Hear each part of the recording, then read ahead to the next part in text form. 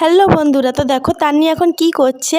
তান্নি ওর মামার সঙ্গে সাইকেলে একটু ঘোরাঘুরি করছে। তো এখানে এসে ও বাইক পাচ্ছে না, বাড়িতে বাইকে ওর বাবা আর দাদু ওকে নিয়ে ঘোরায়, তিনিকে দুজনকেই নিয়ে ঘোরায়। তো মামা বাড়িতে কারোর বাইক নেই, সেজন্য বাইক পাচ্ছে না ঘুরতে। কি করবে, তো মামাকে ধরেছে, তো এই জন্যই মামাকে ধরে ঘোরাঘুরি করছে সাইকেলে। আর দেখো যে এখানে বসেছে তান্নি, আসলে আমি ওটাকে কেরিয়ার বলি।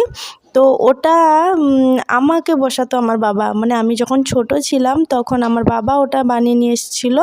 তো সেই ছোটোবেলার ক্যারিয়ারটা এখন আমার মেয়ে বসছে। তো ওকে দেখে আমার ছোটোবেলার কথাগুলো মনে পড়ে যাচ্ছে। যে কতটা পরিমাণ মনে পড়ছে সেটা বলতে পারবো না, নিশ্চয়ই দেখতে পাচ্ছ যে কতটা ছোট অবস্থায় ওখানে বসা যায়। তো সেজন্য একটু একটু আমার মনে পড়ছে।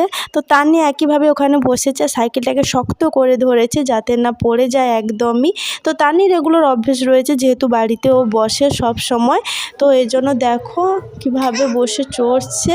আর তান্নিকে যেই বলেছি উঠে চলে আয় সাইকেল থেকে, আর চড়তে হবে না, তার মুখের এক্সপ্রেশনটা শুধু দেখো কিভাবে মুখ বেঁকাচ্ছে উঠবে না বলে সাইকেল থেকে।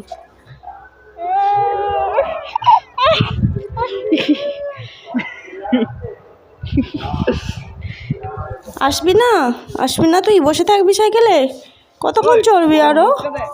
তো এবার তান্নির পালা শেষ হয়ে তিন্নির পালা শুরু হলো। যেহেতু দুজন ভাগ্নি, দুজনকে সমান ভাগ দিতে হবে, তো সেই জন্য তান্নিকে নামিয়ে দিয়ে আবার ভাই তিন্নিকে নিয়ে গেল সাইকেল চড়াবে বলে। তো দুজনই খুবই নেশা সাইকেল চড়ার, বাইকে চড়ার। তো দেখো এখন তিন্নি চড়ছে।